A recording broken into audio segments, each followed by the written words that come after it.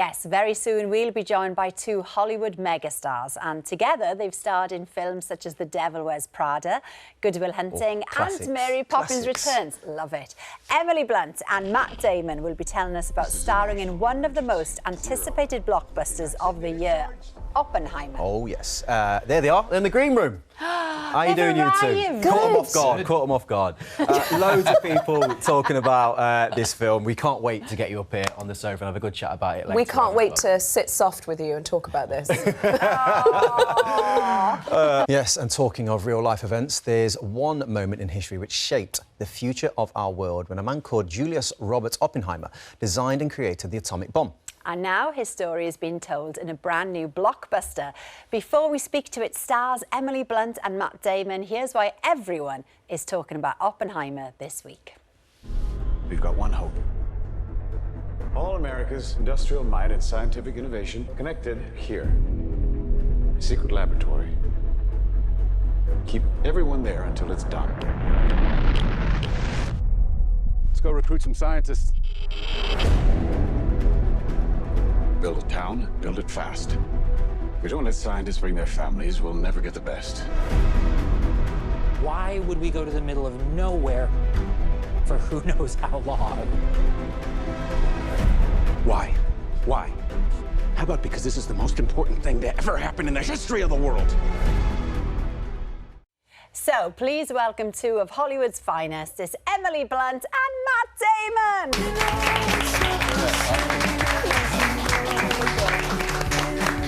Welcome, come join us. We look like we've been crying. We haven't. He was just making me laugh so much. It was so funny because we were doing Watchdog and all I could hear was Emily Blunt giggling. Oh, yeah, sorry about in the that. back of the studio. You are dealing I'm so with sorry. Brilliant. two horribly unprofessional actors. Yeah, get ready. We love having you here, and you've only just arrived. Thank you so much. You've literally just sat down. Loads of buzz about this film. People are very, very excited about it. We know like you were in that. Paris last night, weren't Yes. you, for the premiere? Then didn't you do a photo call today in Trafalgar Square? We did, yeah. Oh my gosh! So how are you feeling about people seeing this one? Because it's a biggie, isn't it? Yes. I mean, I feel like it's all kind of heart-racing that it's out and people love it. And I mean, it was such an impactful film in our lives when we made it, and so that people adore it and sort of are kidnapped by it is awesome. Emily, the film, I mean, it's incredible. Stellar lineup. But there was a cast picture that went viral the other day. But there was somebody in the picture that I don't remember seeing in the film. John Krasinski plays the atomic bomb. Did you know that? He does a really sweet little cameo in it. Yeah, he popped up nicely. Yeah. And the film, of course, follows Oppenheimer's life. How does your character fit in, Matt? Okay, so I play the General Leslie Groves, and Groves ran the Manhattan Project and actually appointed Oppenheimer as the scientific director. So the movie kind of follows really the life of Oppenheimer. That's where Chris Nolan was just fascinated by this guy, and we've got Cillian Murphy playing Oppenheimer in one of the great screen performances I think I've ever seen. And, wow. And so we're cast kind of around him as to kind of tease out these different aspects of his personality and to kind of reveal, you know, because he's such a fascinating guy. But in my case, you know, they were kind of at loggerheads a lot of time because the military was obsessed with secrecy and the scientists were very much wanting to share information so they could build on each other's work, and so that kind of led to a lot of conflict between them. Yeah. Emily, you play Oppenheimer's wife, Kitty. How much of an influence did she have over his actions? I mean, she was a really big presence in his life. She was a complicated, at times very volatile person. Certainly not a sort of ideal 1940s housewife. A great brain in her own right, and they did meet like a couple of comets and had a really successful, although sort of tumultuous marriage. But she was a huge advocate for him and believed in him, adored him, and thought he was brilliant. So she was a big force, I guess. Yeah, and you would expect there to be a lot of CGI in a film like this, but actually lots of the effects were real-life effects. Yeah, there's no CGI. Chris Wow. doesn't. No, he likes to do everything in camera, kind of the way you would have done it 50, 100 years ago. And he believes, and I agree with him, that audiences are smart enough to tell they can feel it if it's real. And so that's why the action in his movies is always so good and feels so visceral. Is because he's doing every single thing that he can. Those explosions that you see going off, those were explosions that were going off.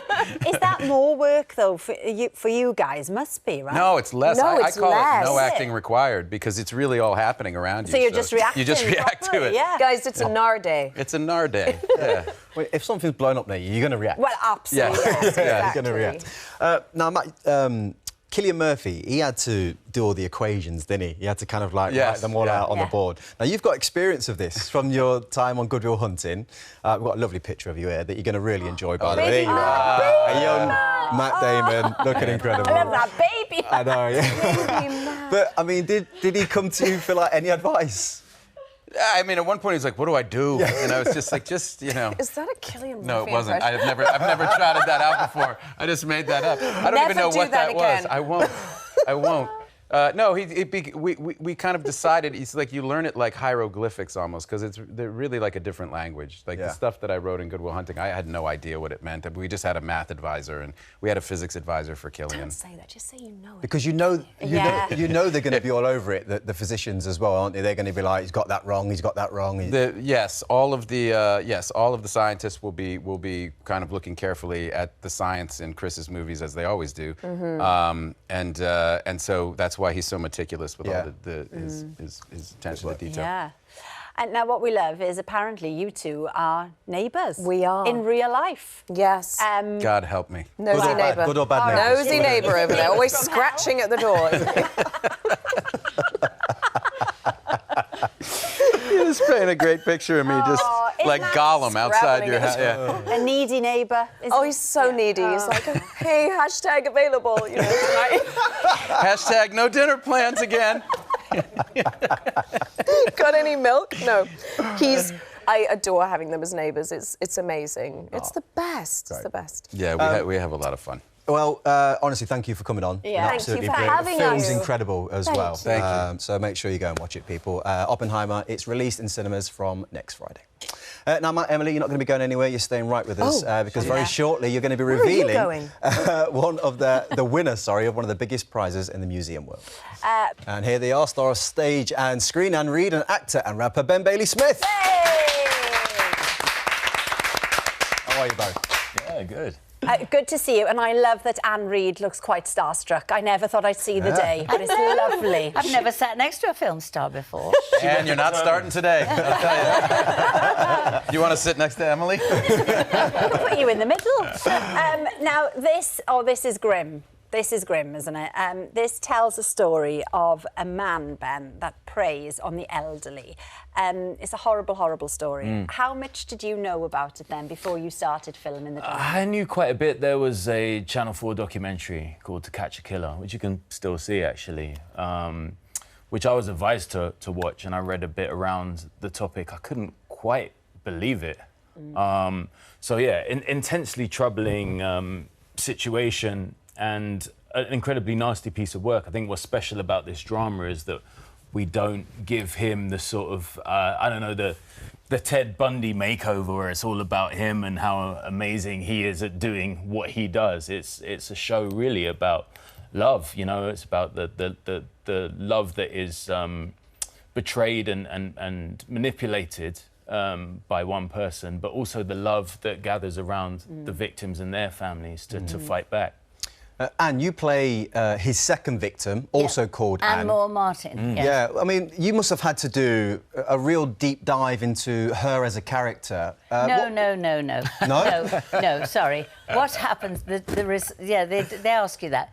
What happens is the writer does the research. Of course, I saw some of her on the screen, but I am not going to do an impersonation of this woman because she was I could see she was a lovely character, and very nice lady. She was a headmistress. She'd been a model, and she liked to dress very well because she'd been a model. She's quite glamorous. Yeah, she was. That was quite nice. So I'm not going to put something in the script that isn't there in the script. No, yeah. I'm not going to do that. Were there No, I don't think that's... my job is to make...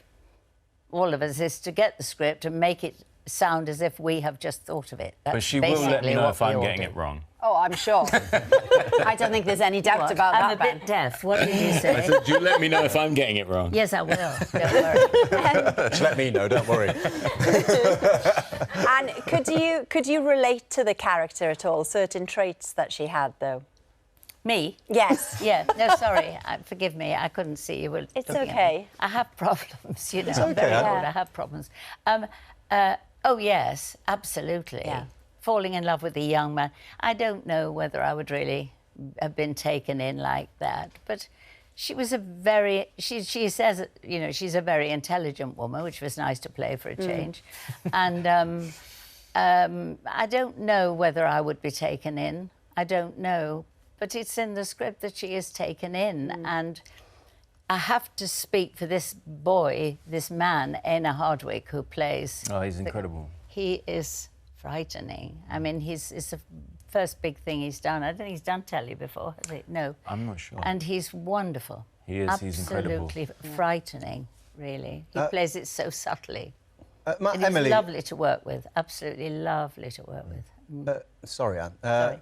Matt, Emily, on the subject of playing kind of like real-life people, I mean, Anne's made it very clear that, you know, I know with actors it's not about kind of trying to impersonate in any kind of way. But in Oppenheimer, do you feel like a sense of pressure to kind of, I don't know, do the part justice? Be true almost? to them, I suppose. To be honest, I feel that always, whether it's a real-life person or not. I mean, I think that it's an interpretation right, of the person, and mine would be different to someone else's, and it's you find you find a way into them and into the skin and soul of that person in some way. But it's, but I think, I mean, there wasn't really any footage of Kitty that I saw. There was photographs and stuff, but I don't know how she spoke. I don't know how she walked. I don't know any of those things. So it's just, will be your own version, you know?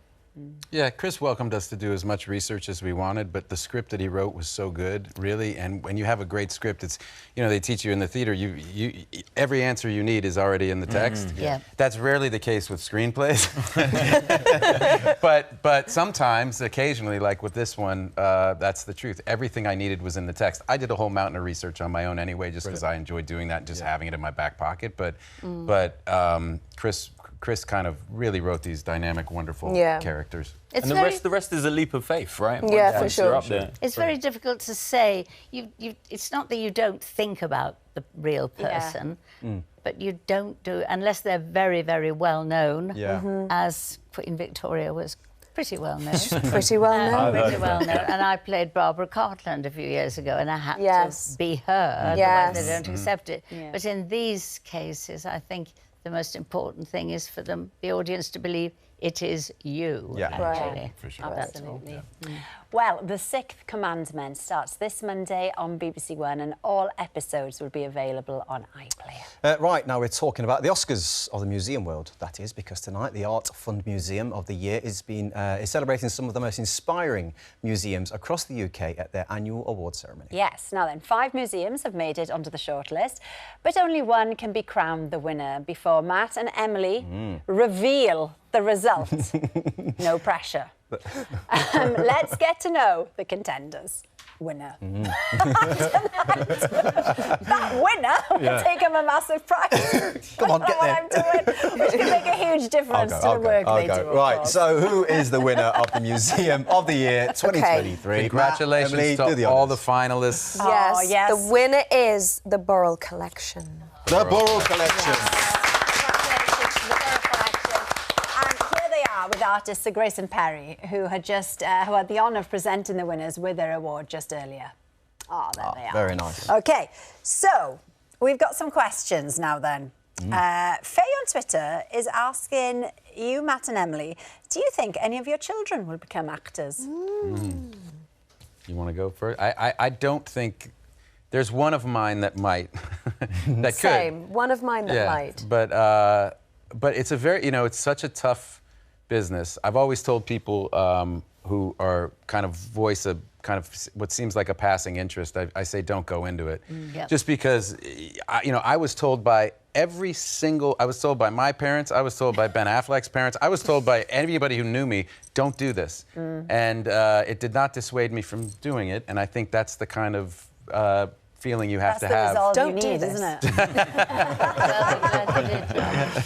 it? Lindsay on Facebook has said it should be Dame Ann Reid. Yes. And that she is Yes. one of her favourite actresses. We should bow down. I agree. There you go. Yeah, well, that's all we've got time for tonight. Thank you to all of our guests, Ben and Emily.